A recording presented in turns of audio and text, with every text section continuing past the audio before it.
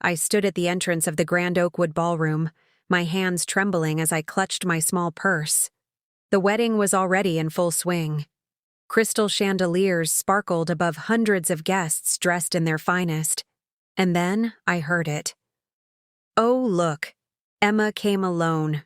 Again. My cousin Sarah's voice cut through the music like a knife. She stood near the champagne tower with her bridesmaids, all of them turning to stare at me. I was 24 years old, and this wasn't the first time my family had made me feel like a failure for being single. "Did you really think you'd find someone before my wedding?" Sarah laughed, her white dress shimmering as she walked toward me. "Poor thing. Always the bridesmaid, never the bride, right?" The guests nearby started whispering. Some turned away. Others pulled out their phones, probably texting about lonely Emma in the family group chat. My Aunt Linda joined in, her voice dripping with fake concern. "Sweetie, there are apps for this now. You know, if you're desperate." I felt my face burning. My throat tightened. I wanted to run, to disappear, to never show my face at another family event again, but my feet wouldn't move. "I'm not alone," I whispered, barely audible. Sarah tilted her head, her smile cruel. "Really? Then where is this mysterious date of yours?" Everyone was watching now. The music seemed quieter. The room felt smaller. I opened my mouth to respond, but no words came out. Then the double doors behind me swung open. And everything changed. The clicking of expensive shoes echoed through the suddenly silent ballroom. I didn't need to turn around to feel the shift in the air. Every head turned toward the entrance. Every conversation stopped mid-sentence. He walked in like he owned the place. Tall, impeccably dressed in a tailored midnight blue suit that probably cost more than my car. His dark hair was perfectly styled, and his presence commanded attention in a way I'd never seen before. But what shocked me most was the way he looked directly at me, his eyes warm and reassuring. "Sorry I'm late, Emma," he said, his voice smooth and confident as he approached me. He placed his hand gently on the small of my back, and I felt electricity shoot through my entire body. Traffic was terrible. Sarah's mouth literally fell open. Her bridesmaids looked like they'd seen a ghost. Who?" my cousin stammered, her confidence evaporating. He extended his free hand toward her. "You must be the bride. Congratulations. I'm Alexander." The way he said his name made it sound important, like everyone should know who he was. My Aunt Linda stepped forward, her eyes scanning him from head to toe, clearly trying to figure out if this was real. "And how do you know our Emma?" Alexander smiled, pulling me slightly closer to him. "We met 6 months ago at a charity gala in Manhattan. I've been trying to convince her to give me a chance ever since." 6 months? My mind was racing. I had no idea who this man was, but he was saving me from the most humiliating moment of my life. That's impossible," Sarah said, her voice shaking slightly. "Emma doesn't go to galas. She works at a bookstore." Alexander's expression didn't change. "She was there with her friend Rachel, the Children's Hospital fundraiser. I believe you donated that night too, didn't you, Sarah?" My cousin's face went pale. She had been at that event. I hadn't. But somehow, he knew she was there. "Shall we find our table, darling?" Alexander asked, his voice cutting through the tension. He guided me forward, and the crowd parted like the Red Sea. I could feel hundreds of eyes burning into my back, hear the whispers starting again. But this time, they were different. "Who is that guy?" someone whispered. As we walked away, I leaned close to him. "Who are you, really?" He smiled down at me, his eyes holding secrets I couldn't begin to imagine. "Someone who hates bullies," he whispered back. "And someone who's about to make this the most interesting wedding your family has ever seen." We sat at a table near the back, far enough from the main action but close enough to see everything. Alexander pulled out my chair like a gentleman, and I caught Sarah glaring at us from across the room. Her perfect wedding day was already crumbling, and we'd only been here 10 minutes. "You need to tell me what's happening," I whispered urgently. "I've never seen you before in my life." He leaned closer, his cologne subtle and expensive. "I know, but I've seen you." Before I could process that cryptic answer, my Uncle George approached our table. He was Sarah's father, a real estate mogul who loved reminding everyone how successful he was. "Alexander, is it?" His tone was suspicious, protective. "What do you do?" "I invest," Alexander replied simply, taking a sip of water. "In what?" "Opportunities that interest me." Uncle George's jaw tightened. He wasn't used to vague answers. "And where did you say you met my niece?" "I didn't say. Emma did." Alexander's smile was polite but firm. "It was at the Children's Hospital Gala. Beautiful event. Though I was surprised to see how little your family's real estate company actually donated compared to what you claimed in the press." The color drained from my uncle's face. That's confidential information." "Is it?" Alexander tilted his head. "Or is it public record that someone just needed to look for?" My uncle stormed off without another word, heading straight for Sarah. I watched them whisper urgently, both glancing back at our table with expressions I couldn't quite read. Fear, anger, something else? "Why are you doing this?" I asked Alexander. "You don't even know me." He turned to face me fully, his expression softening. "You're wrong about that, Emma. I know you work at Cornerstone Books. I know you volunteer at the library reading to kids every Thursday. I know your favorite coffee order is a vanilla latte with oat milk. And I know that 3 months ago, you stopped a little boy from running into traffic outside your bookstore." My breath caught in my throat. "How could you possibly?" "That little boy was my nephew, James," he said quietly. "You saved his life. His nanny had looked away for just a second. You didn't hesitate. You didn't ask for anything. You didn't even give your name.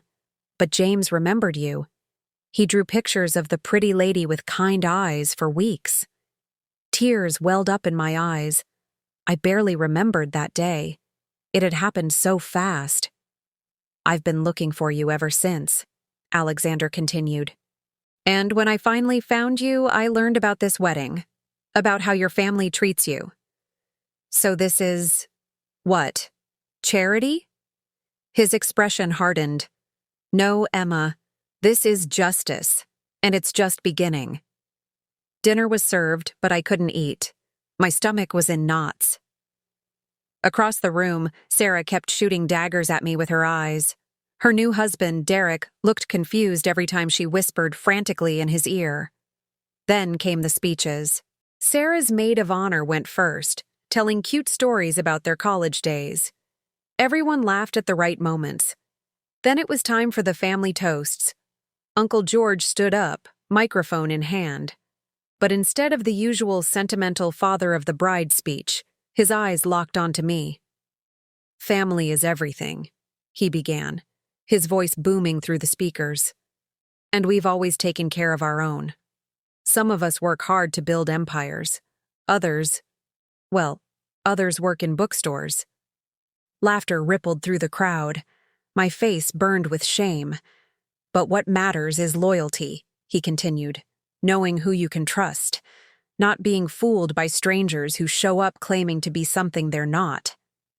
Alexander's hand found mine under the table, squeezing gently.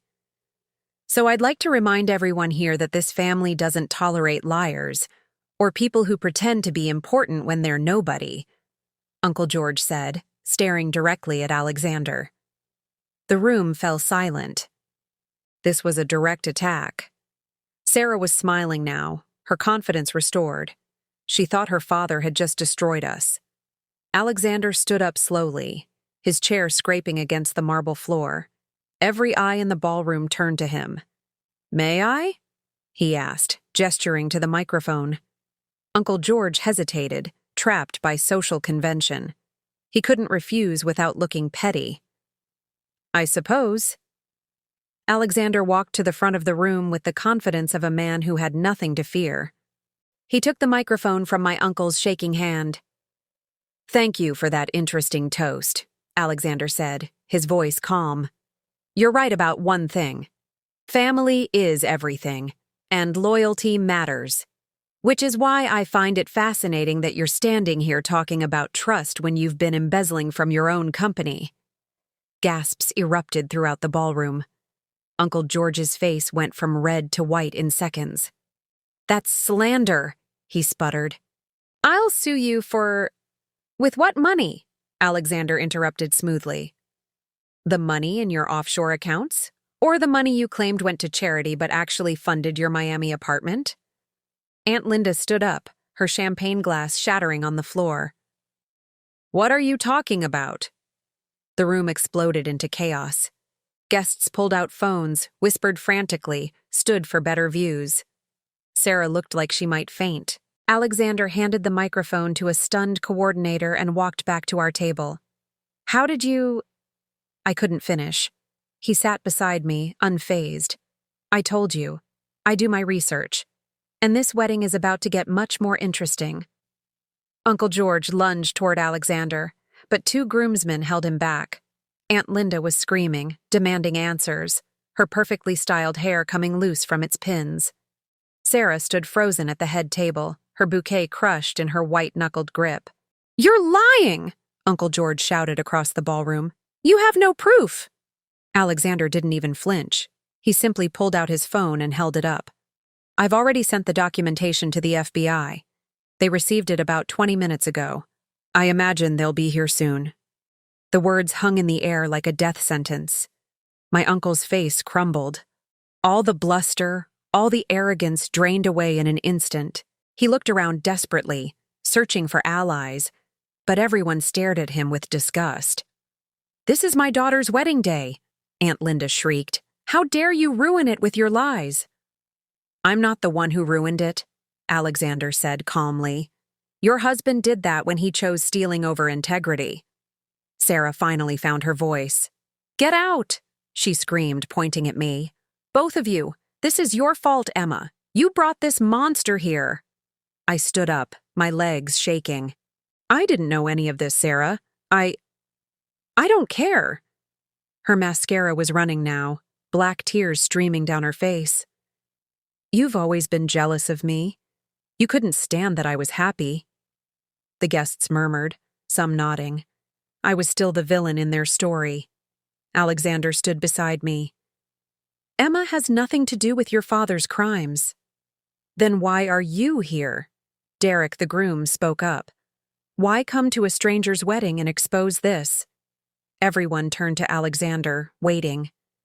He was silent for a moment. I saw something flicker in his eyes. Pain. Old anger. "Because 10 years ago, George Warner's fraud destroyed my family," he said, his voice cutting through the noise. "My father invested everything in one of his developments. But George had already stolen the money. My father lost everything. And 6 months later, he had a heart attack and died." The room went completely silent. My heart broke for this man I barely knew. "So, yes," Alexander continued, his voice softer.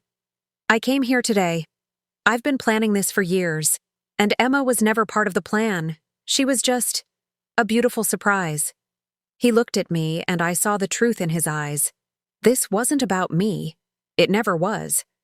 But somehow, I was now at the center of everything. I felt the room closing in on me. Alexander's revelation hung heavy in the air, and suddenly, I understood everything. This wasn't a rescue. This was revenge. And I was just a convenient piece in his game. "You used me," I whispered, stepping away from him. His expression softened. "Emma, no, that's not— You knew about this wedding. You knew they'd humiliate me. So you showed up, played the hero, knowing it would hurt them more." My voice was shaking, but I couldn't stop. I was just bait. Before Alexander could respond, the ballroom doors burst open. A woman in her 60s walked in, elegant and commanding. Her silver hair was pulled back, and she wore a simple black dress that screamed old money. Behind her was a younger man in a suit, carrying a briefcase. "Alexander," she said, her voice firm. "That's enough." Alexander's entire demeanor changed. "Mother, you weren't supposed to come." "Clearly," she replied, walking toward us. Her eyes swept over me, assessing. "And you must be Emma." I nodded, confused and overwhelmed. She turned to face the crowd. "My name is Catherine Blackwood. My son has just accused George Warner of fraud. And before this circus continues, I think everyone deserves the full truth." Uncle George, who'd been slumped in a chair, suddenly looked up with hope. "Finally! Someone reasonable." "Oh, I'm not here to defend you," Catherine said coldly. "You're guilty. The evidence is overwhelming. But my son left out one important detail." Alexander tensed beside me. "Mother, don't—" "George Warner didn't just destroy our family financially," she continued, ignoring him. "He also destroyed it personally, because the woman he's been having an affair with for 3 years isn't just some random mistress. She's my daughter, Alexander's sister." The ballroom erupted into chaos again. Aunt Linda collapsed into a chair, hyperventilating. Sarah let out a sound somewhere between a scream and a sob. "Rebecca fell in love with him," Catherine said, her voice breaking slightly. "She didn't know what he'd done to our family. By the time she found out, she was already pregnant with his child." My hand flew to my mouth. This was beyond anything I could have imagined. Uncle George stood up slowly, his face ashen. "That's— Catherine, I can explain—" "There's nothing to explain," she cut him off. "Your wife deserves to know. Your daughter deserves to know. And that baby deserves better than you." Alexander put his arm around his mother, and for the first time since he'd arrived, he looked vulnerable. Human. And I realized this wasn't just about money. This was about family. Broken, complicated, messy family. Just like mine. Aunt Linda's scream pierced through the ballroom. "A baby?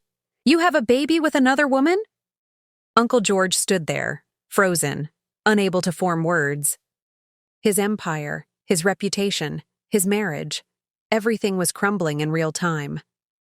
Sarah grabbed her father's arm, shaking him. "Tell them it's a lie. Dad, please tell them." But he couldn't. The guilt was written all over his face. Catherine Blackwood opened her purse and pulled out a photograph. She held it up for everyone to see. "This is my daughter, Rebecca, and this is her son, your half-brother, Sarah. He's 18 months old. His name is Daniel." The photo showed a beautiful young woman with dark hair holding a smiling baby boy. And standing next to them in the picture, his arm around Rebecca's waist, was unmistakably Uncle George. "How long have you known?" I asked Alexander quietly. 6 months, he admitted. "Rebecca finally told us the truth. She was terrified, ashamed. She didn't know how to face our mother after what George had done to our father." Catherine walked closer to Aunt Linda, who was sobbing into her hands. "I'm not here to hurt you. You're a victim in this too. But you needed to know who you married." "Get out," Sarah hissed, her face twisted with rage. She pointed at all of us. "All of you. This is my wedding. Mine. And you've destroyed it." "Your father destroyed it," Alexander said firmly, "years before today." Derek, the groom, stepped forward.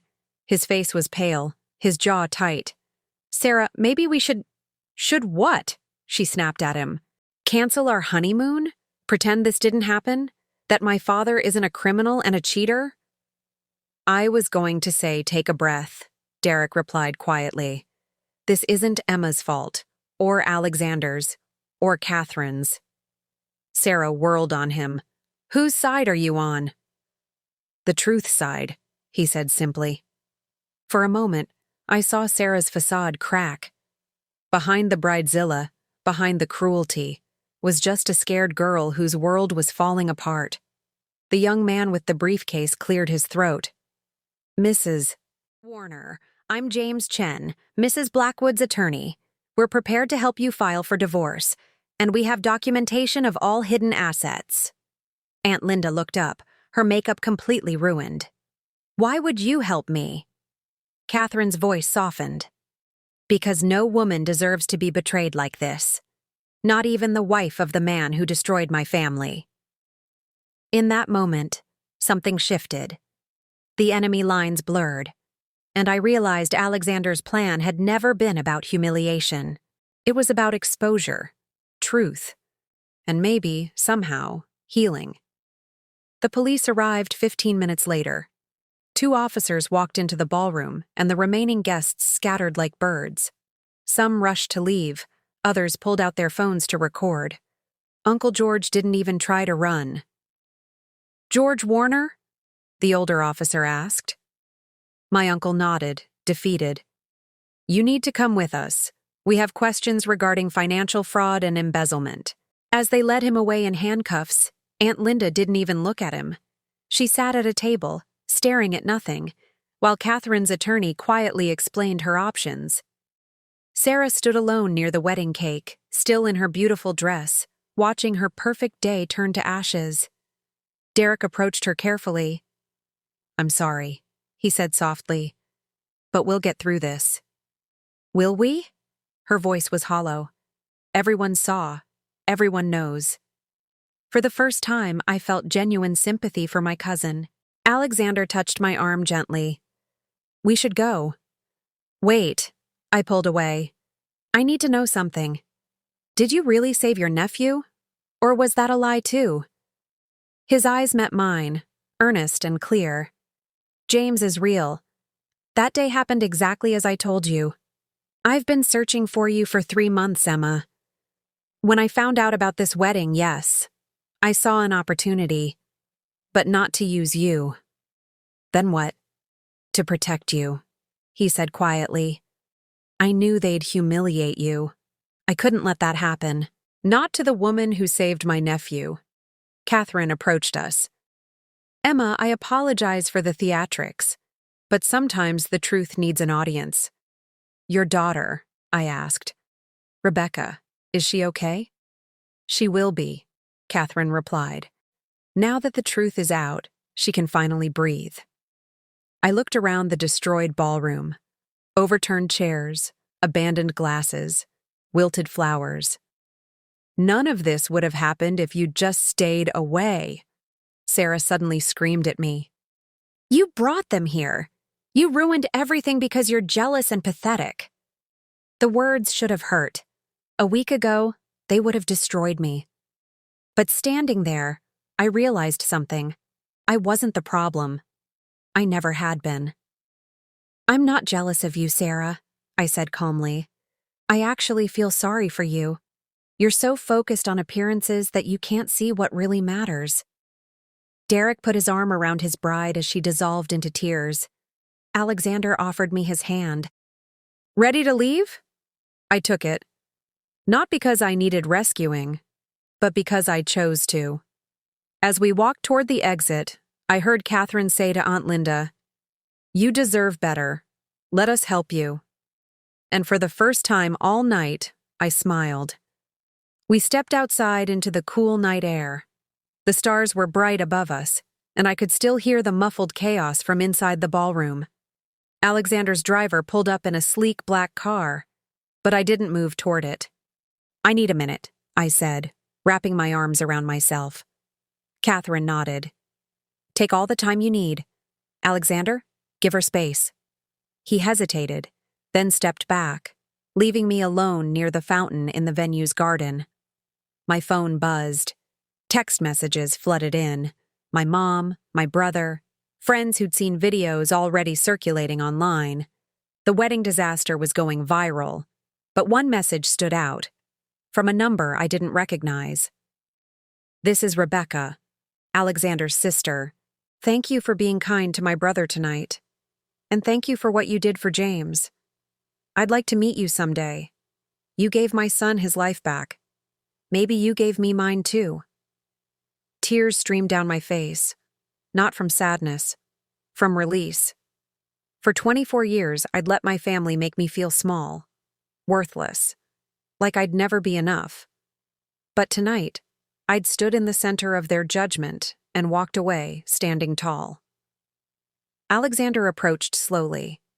Emma, I need you to understand something. Tonight wasn't about revenge for me, not anymore. Then what was it about? Justice, he said.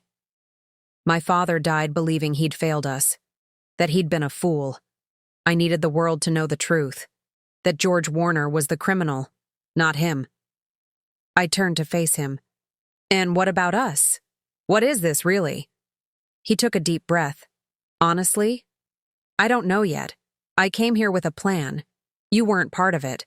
But then I saw how they treated you, and something in me just shifted. So this was a rescue mission? No, he said firmly. You didn't need rescuing. You needed witnesses. People to see what I saw 3 months ago when you saved James. Someone brave, selfless, real. I'm not some damsel in distress, I said, my voice stronger than I felt. And I'm not a prize you win for exposing my uncle. I know, Alexander replied. That's exactly why I'm asking if you'd have coffee with me. Tomorrow. No drama, no ulterior motives. Just two people who survived tonight's chaos. I studied his face. Behind the confidence and the calculated revenge, I saw something genuine. Something hurt, but healing. One coffee, I said, and you answer every question I have. Honestly. He smiled. Deal. Catherine joined us, her expression tired but satisfied. The attorney is handling everything inside. Linda's filing for divorce tomorrow. Sarah and Derek left through the back. And your family will never bother you again, Emma. I'll make sure of it. Why would you do that for me? She touched my shoulder gently.